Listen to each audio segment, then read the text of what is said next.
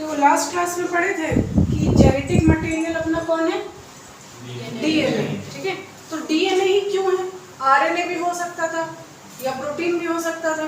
तो सीधा सा चीज क्या है ना कि किसी को भी जेनेटिक मटेरियल होने के लिए कुछ क्राइटेरिया है जो फॉलो करना पड़ेगा। ठीक है, सो कैरेक्टरिस्टिक्स ऑफ जेनेटिक मटेरियल, क्या क्या कैरेक्टर होता है इसका देखो।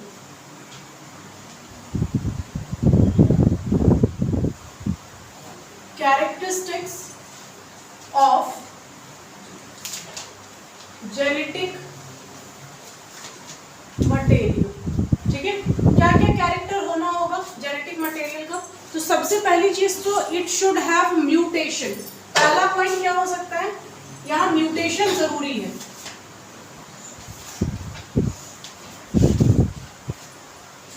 It should have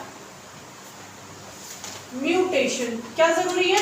mutation. Mutation से क्या आएगा? म्यूटेशन से आएगा वेरिएशन। अगर कोई भी जेनेटिक मटेरियल में म्यूटेशन करने की क्षमता नहीं है तो वो जेनेटिक मटेरियल नहीं हो सकता।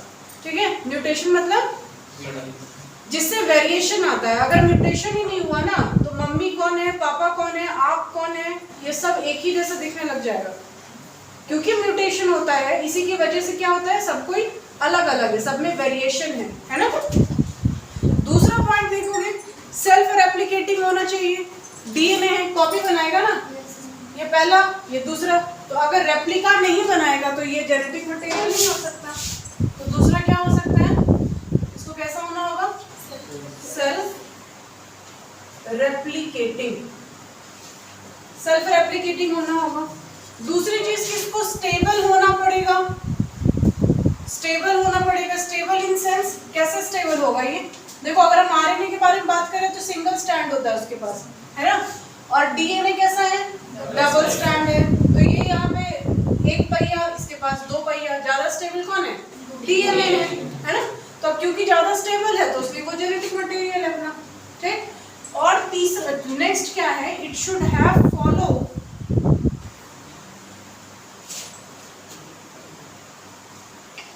मेंडल लॉ ऑफ डोमिनेंस या लॉ ऑफ इनहेरिटेंस इसको बोलते हैं हम लोग। ठीक है, it should have follow Mendel's law of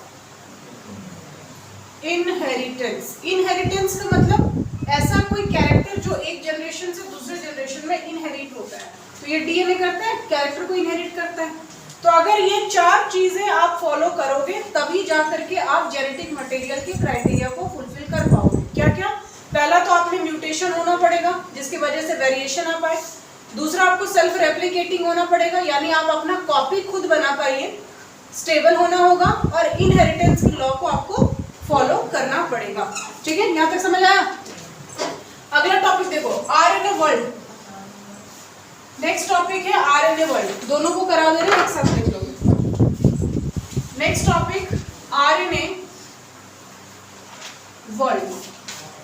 अब आरएनए वर्ल्ड से क्या मतलब है सुनो।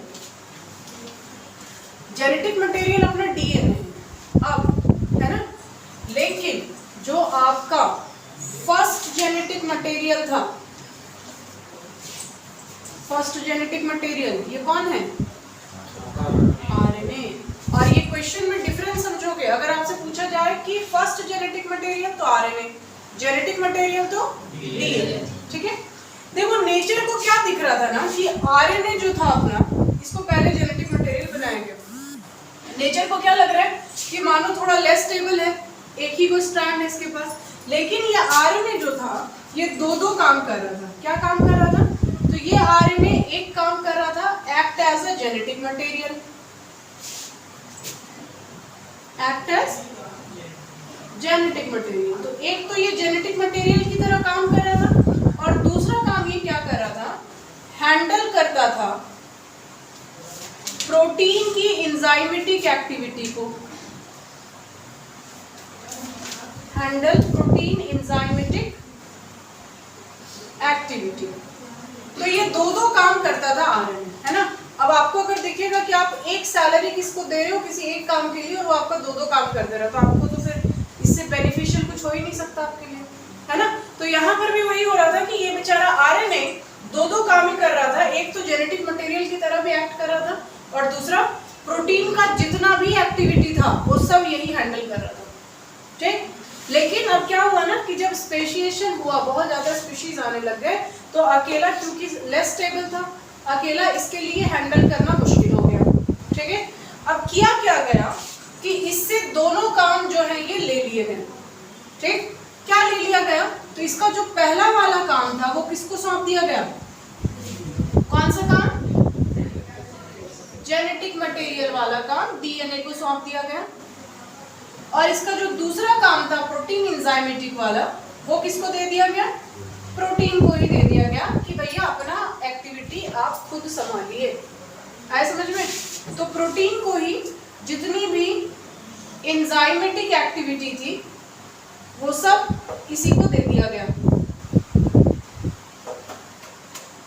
तो आरएनए के पास काम बचा क्या, नहीं। वापस सुनो, हम क्या आपको समझा रहे कि आरएनए जो था ये अपना पहला जेनेटिक मटेरियल था, दो काम ये करता था। पहला काम तो जेनेटिक मटेरियल तो था ही, दूसरा प्रोटीन की एंजाइमेटिक एक्टिविटी भी हैंडल करता था ये खुद, ठीक। जैसे जैसे स्पेशिएशन आने लग गए वैसे वैसे ये लेस स्टेबल था, काम करना जो है ये फंक्शन उतना अच्छे से नहीं कर पा रहा था। तो जो इससे ज्यादा स्टेबल था विच इज डीएनए, उसको जेनेटिक मटेरियल का काम दे दिया गया, ठीक। और प्रोटीन एक्टिविटी वाला काम किसको दिया गया, प्रोटीन को। तो अब एक बात बताओ कि ये जो अपना आरएनए था अब तो ये बेरोजगार हो गया क्योंकि दोनों काम इससे ले लिए गए, है ना। तो जब आप किसी से काम अपना ले लेते तो ये तो गुस्सा हो जाता ना। इसको नेचर में एक काम सौंपा, क्या सौंपा कि भैया तुम्हारे बिना central dogma is not possible. RNA के बिना सेंट्रल डोग्मा हो ही नहीं सकता। बताइए अभिषेक, क्या है सेंट्रल डोग्मा,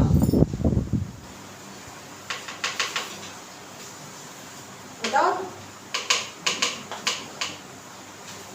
किसको पता है जी? बॉयज, सेंट्रल डोग्मा क्या होता है?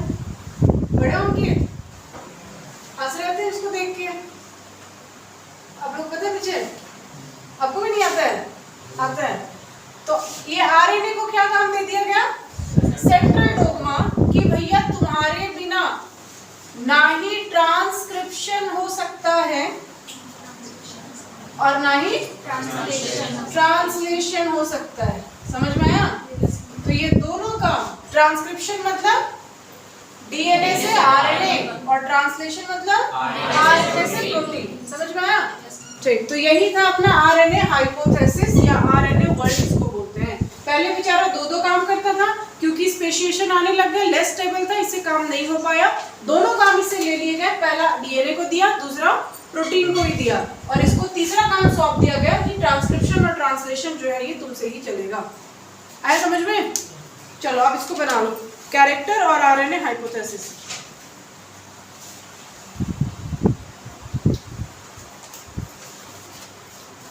चलिए इसको बनाइए, फिर डीएनए रेप्लिकेशन पे आते हैं।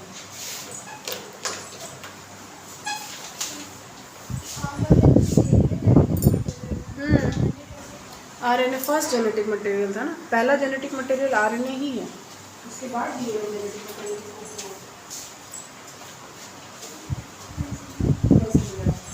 बोल रहे फर्स्ट जेनेटिक मटेरियल जो है ना ये आरएनए है। अपनी बॉडी में दोनों होता है ना, आरएनए भी है, प्रोटीन भी है, मतलब डीएनए भी है। तो पहले जो जीन ट्रांसफर वाला काम था ये आरएनए करता था, ठीक। लेकिन ऊपर हम आपको क्या क्राइटेरिया में क्या लिखा है कि स्टेबिलिटी होना जरूरी है। जब स्पीशीज बहुत ज्यादा बढ़ गए तो आरएनए से उतना पॉसिबल नहीं था कि वो रेप्लिका बनाए या ये सब, क्योंकि वो फॉलो नहीं कर रहा था क्राइटेरिया को। तो ये जो था ये नेचर ने मूव कर दिया, आरएनए से डीएनए को दे दिया, ठीक।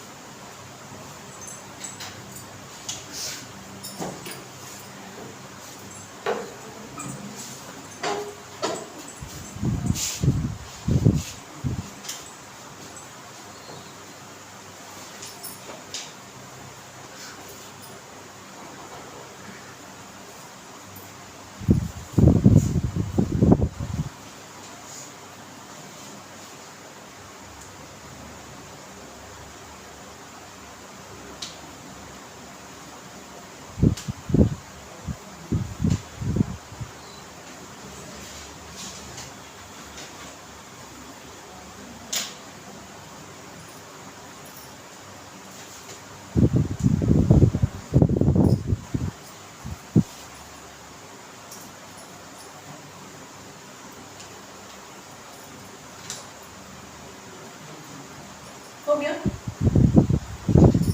इसका हो गया।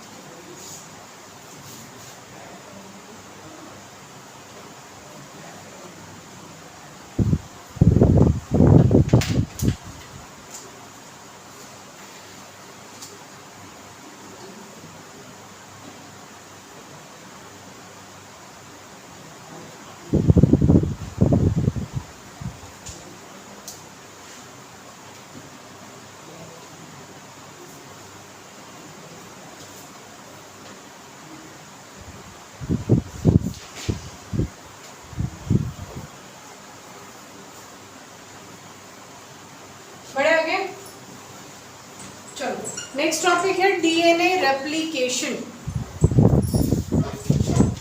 नहीं लिखे हो?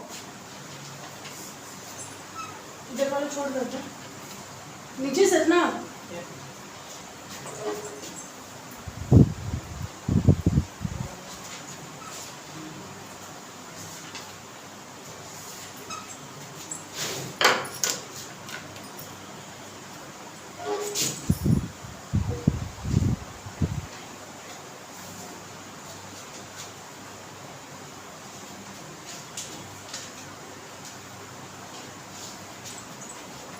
देखो डीएनए रेप्लिकेशन कैसे होता है। डीएनए रेप्लिकेशन में आपको दो चीज जानना है, ध्यान से सुनिएगा। एक होता है डीएनए का कॉइलिंग, ठीक, और एक होता है डीएनए की सुपर कॉइलिंग, ठीक। अब ये कॉइलिंग और सुपर कॉइलिंग, इससे क्या मतलब है? कॉइलिंग और सुपर कॉइलिंग हम किसको बोल सकते हैं? देखो डीएनए का कितना स्ट्रैंड बताया था आपको? दो स्ट्रैंड्स होता है ना, 5 प्राइम और 3 प्राइम, और दूसरा 3 to 5। इसको समझिए, मानो कि ये आपके डीएनए का दो स्ट्रैंड्स है, ठीक। ये 5 प्राइम to 3 प्राइम और ये 3 to 5। क्या आपको बोले डीएनए का कॉइलिंग और डीएनए की सुपर कॉइलिंग। कॉइलिंग मतलब क्या है? जब ये दो वायर या दो स्ट्रैंड ऑफ डीएनए ऐसे कनेक्टेड होते हैं, तो ये तो ऐसे ही होता है, ये क्या है? कॉइलिंग है, ठीक। सुपर कॉइलिंग किसको बोलोगे? ये है सुपर कॉइलिंग। डिफरेंस समझ में आया? जब डीएनए कॉइल्ड रहेगा तो ऐसा रहेगा, घुमा हुआ, और सुपर कॉइल्ड रहेगा तो ये कुछ ऐसा एकदम ऐठा हुआ रहेगा, इस तरीके का, ठीक है। अब दोनों को ही रिमूव कर सकते हो आप, यानी कि कॉइलिंग को भी रिमूव कर सकते हो और सुपर कॉइलिंग को भी रिमूव कर सकते हो। दोनों ही चीजें रिमूव करने के लिए आपको चाहिए एंजाइम, ठीक। सुपर कॉइलिंग की अगर हम बात करें तो इसको हम लोग मूव कर सकते हैं या रिमूव कर सकते हैं, सुपर कॉइलिंग को, with the help of an enzyme gyrase or topoisomerase। तो सुपर कॉइलिंग रिमूव करने के लिए दो एंजाइम्स जो हैं ये आप यूज कर सकते हो, गायरेज को और टोपोआइसोमरेज को। गायरेज को आप यूज कर सकते हो इन केस ऑफ प्रोकैरियोट्स, ठीक, और टोपोआइसोमरेज यूज होता है इन केस ऑफ यूकैरियोट्स। समझ आया यहाँ तक? एंड कॉइलिंग कैसे रिमूव करोगे? ये तो सुपर कॉइलिंग की बात थी। कॉइलिंग कैसे रिमूव करोगे? तो कॉइलिंग को रिमूव करने के लिए we use a enzyme helicase. क्या नाम है? हेलिकेज। तो ये दो एंजाइम है, हेलिकेज से हम लोग कॉइलिंग रिमूव करते हैं और टोपोआइसोमरेज से, उल्टा बोलती है, हेलिकेज से कॉइलिंग रिमूव करते हैं और टोपोआइसोमरेज से सुपर कॉइलिंग रिमूव करते हैं। क्लियर है यहाँ तक? अब देखो ये प्रोसेस होता है एक्चुअली कैसे। यहाँ से एक क्वेश्चन पक्का फिक्स है, ओकाजाकी फ्रेगमेंट किसको बोलते हैं? ओकाजाकी जोड़ने के लिए क्या यूज किया जाता है? ये सब क्वेश्चन आता है। देखो डीएनए का 2 स्ट्रैंड है ना, इसको फोक की तरह बना लेते हैं। ये सब आपके एनसीईआरटी में दिया हुआ है। पहला स्ट्रैंड 5 प्राइम से 3 प्राइम, दूसरा 3 प्राइम से 5 प्राइम। ठीक, एक एंजाइम है जिसका नाम है डीएनए डिपेंडेंट डीएनए पॉलीमरेज।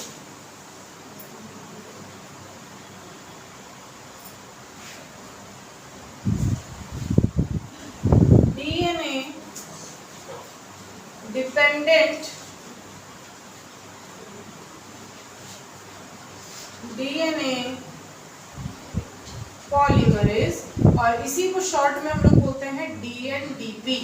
क्या बोलते हैं? डीएनडीपी। अब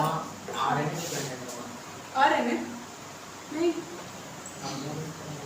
आप लिखे हो मुझे गलत। डीएनडीपी इसका नाम है। हाँ,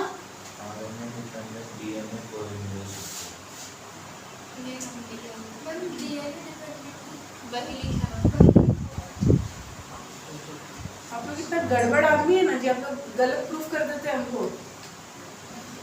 ये है ही DNA dependent DNA polymerase. RNA dependent कैसे हो जाएगा? डीएनए पढ़ रहे हो तो।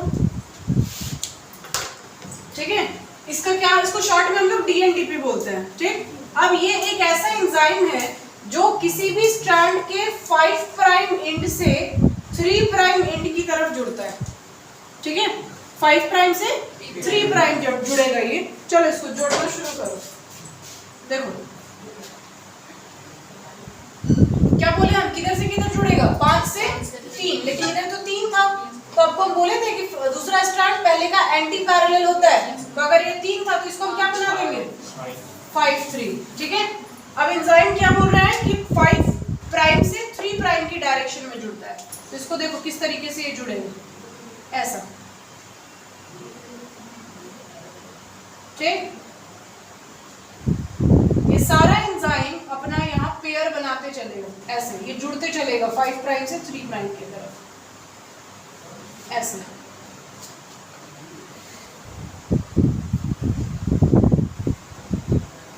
यहाँ तक समझ में आया?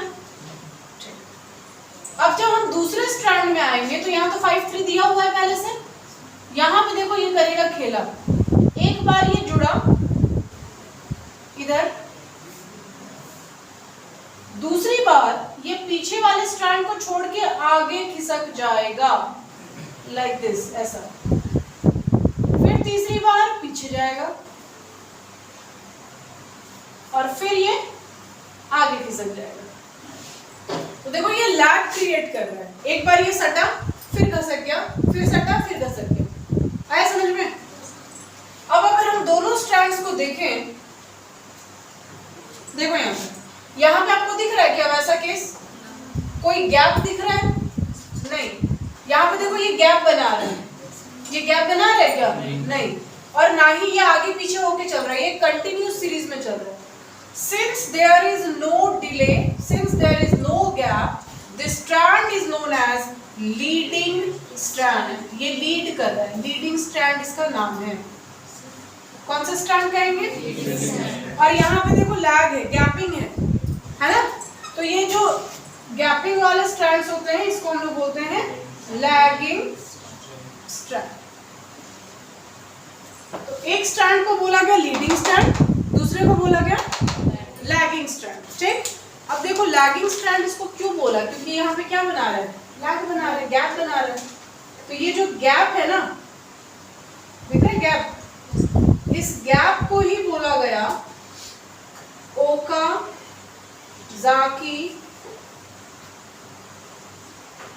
फ्रेगमेंट। गैप को क्या नाम देंगे हम लोग? Okazaki fragment. और क्वेश्चन आपसे ये पूछा जाता है, 2 क्वेश्चन यहाँ से निकलते हैं। पहला तो ओकाज़ाकी फ्रेगमेंट का फॉर्मेशन किस स्ट्रैंड में होता है? लैगिंग स्ट्रैंड में होता है। ठीक, ओकाज़ाकी फ्रेगमेंट को भरने के लिए कौन सा एंजाइम यूज करना है, कौन सा एंजाइम यूज करते हैं? ठीक है, so to attach Okazaki fragment we use a DNA ligase. कौन सा एंजाइम यूज करेंगे? डीएनए लाइगेज को हम लोग यूज करेंगे। ठीक है, तो बस यही था रेप्लिकेशन ऑफ डीएनए। यहाँ से यही क्वेश्चन पूछा जाता है। पहला तो सुपर कॉइलिंग या कॉइलिंग को किस एंजाइम से रिमूव करते हैं, और नेक्स्ट क्वेश्चन यहाँ से पूछा जाता है लीडिंग और लैगिंग स्ट्रैंड से कि ओकाजाकी फ्रेगमेंट का फॉर्मेशन कहाँ होता है, ओकाजाकी को जोड़ोगे किस एंजाइम से, ये सब ठीक बना लीजिए डीएनए रेप्लिकेशन। कुछ क्वेश्चन है किसी का यहाँ से?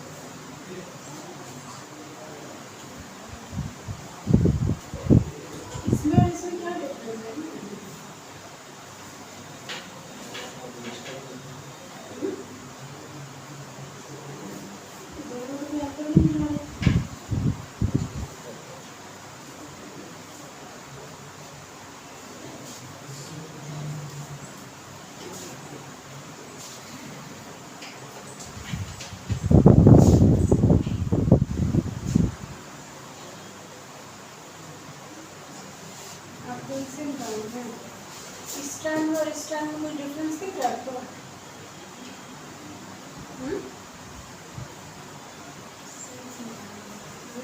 इसको टिक करिए, यहाँ पे गैप आएगा,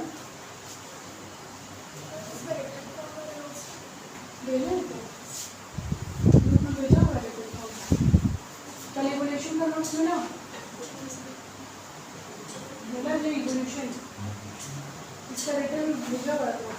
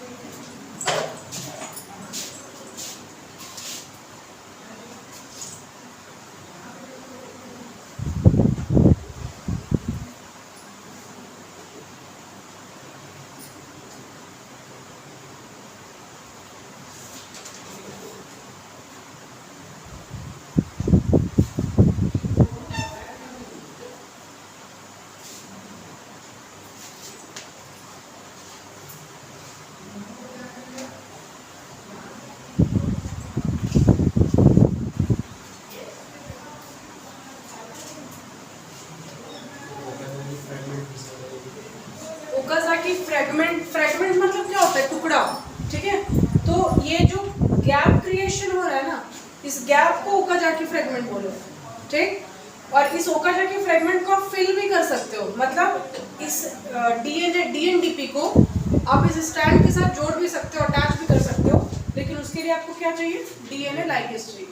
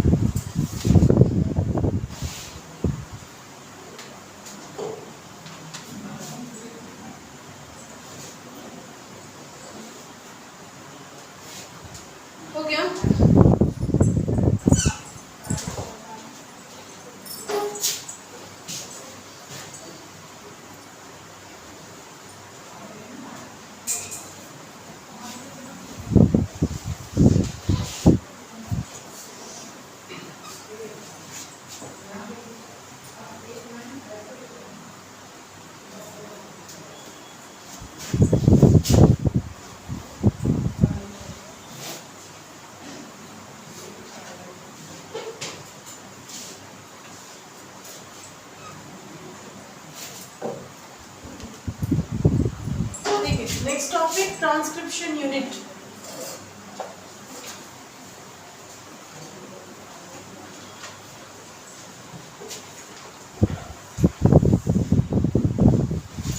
ठीक है, ट्रांसक्रिप्शन मतलब क्या समझ रहे हो? Process of making RNA from DNA, यही ना?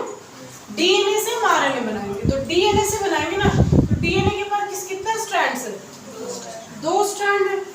तो ये पहला स्ट्रैंड हो गया 5 प्राइम से 3 प्राइम, और ये हो गया अपना दूसरा स्ट्रैंड विच इज 3 to 5। अब इसके पास ना 2 एंड है। एक एंड को हम लोग बोलते हैं प्रमोटर एंड,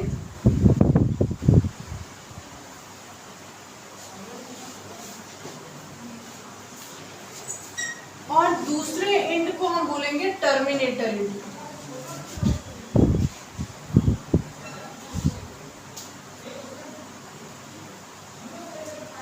एक प्रमोटर और दूसरा टर्मिनेटर। प्रमोटर मतलब जहां से प्रोसेस शुरू होता है, और टर्मिनेटर जहां प्रोसेस एंड होता है, खत्म होता है। और इसके ठीक बीचों बीच यहाँ पे हमको मिलेगा कौन? कुछ स्ट्रक्चरल जीन्स। स्ट्रक्चरल जीन को हम लोग डिटेल में पढ़ेंगे लैब ओपेरॉन में, ठीक है? अब समझो, प्रमोटर मतलब जहां से प्रोसेस शुरू हो रहा है वो प्रमोटर है। तो देखियो, जब तक वो जनरेटर में डीजल नहीं भरोगे या जो भी भराते हैं उसमें, तब तक वो चलेगा नहीं। तो वैसे ही प्रमोटर के साथ भी है। प्रमोटर एंड पे कौन आके जुड़ता है? RNA polymerase. कौन आके जुड़ेगा? RNA polymerase. तो आरएनए पॉलीमरेज ही वो है जिसकी वजह से ये प्रोसेस शुरू हो रहा है, ठीक? तो जैसे ही आरएनए पॉलीमरेज नाम का एंजाइम आपके प्रमोटर साइट पे आकर के जुड़ेगा, ये प्रोसेस हो जाएगा शुरू, ठीक? जैसे ही ये प्रोसेस शुरू होगा, ये प्रमोटर स्टार्ट करा प्रोसेस, ये कहां तक पहुंचा? स्ट्रक्चरल जीन तक। कौन? RNA polymerase. तो ये आरएनए पॉलीमरेज जैसे ही स्ट्रक्चरल जीन के साथ कंबाइन होगा, मिलेगा, स्ट्रक्चरल जीन हमको बना करके देगा क्या? एमआरएनए या आरएनए, ठीक? अब प्रोसेस शुरू हुआ है तो खत्म भी होगा टर्मिनेटर साइट पे। हमको जो चीज रिक्वायर था, ट्रांसक्रिप्शन हम क्यों कर रहे थे? आरएनए के लिए ना, डीएनए से आरएनए हमको बनाना था। तो ये प्रमोटर साइट से आरएनए पॉलीमरेज जुड़ा, प्रोसेस शुरू हुआ, ये आरएनए पॉलीमरेज स्ट्रक्चरल जीन से जुड़ेगा। स्ट्रक्चरल जीन हमको क्या देगा? एमआरएनए। मिल गया जो चाहिए था, ठीक? अब टर्मिनेटर साइट पे जाकर के ये स्टॉप हो जाएगा। तो टर्मिनेटर वो साइट है जहां पे ये प्रोसेस जो है ये बंद होगा, ट्रांसक्रिप्शन वाला, ठीक? अब देखो, ये जो स्ट्रक्चरल जीन आपको दिया है, इसका 2 सिस्टम। ये एक सिस्टम में एक स्ट्रक्चरल जीन भी हो सकता है या एक से ज्यादा स्ट्रक्चरल जीन भी हो सकता है। If one structural gene is present, तो इसको हम लोग बोलेंगे मोनोसिस्ट्रॉनिक, ठीक? और जब मोर देन 1 या मेनी जीन्स प्रेजेंट होते हैं, तो उसको हम लोग बोलते हैं पॉलीसिस्ट्रॉनिक। आया समझ में? मोनोसिस्ट्रॉनिक और पॉलीसिस्ट्रॉनिक। वापस से सुनिए, ट्रांसक्रिप्शन यूनिट। ट्रांसक्रिप्शन एक प्रोसेस जहां पे हम डीएनए से आरएनए बना रहे थे, ठीक है? आप डीएनए से बना रहे थे तो डीएनए का दोनों स्ट्रैंड्स रहेगा उसमें, साथ में 2-2 साइड्स हैं, प्रमोटर और टर्मिनेटर। प्रमोटर की साइड पे आके आरएनए पॉलीमरेज जुड़ता है, ये प्रोसेस शुरू होता है। अभी आरएनए पॉलीमरेज जैसे स्ट्रक्चरल जीन से मिलेगा, स्ट्रक्चरल जीन क्या देगा? एमआरएनए। अगर सिस्टम में एक स्ट्रक्चरल जीन है तो मोनोसिस्ट्रॉनिक, एक से ज्यादा है तो पॉलीसिस्ट्रॉनिक। और टर्मिनेटर साइड पे जाकर के ये टर्मिनेट हो जाता है, यानी प्रोसेस स्टॉप हो जाता है, ठीक? इसी को बोला गया ट्रांसक्रिप्शन यूनिट। चलो बना लो, और इसी से मिलता जुलता बहुत सारा क्वेश्चन भी है, तो आज यहीं तक रहने देते हैं। क्वेश्चन वगैरह कल इसका देखते हैं।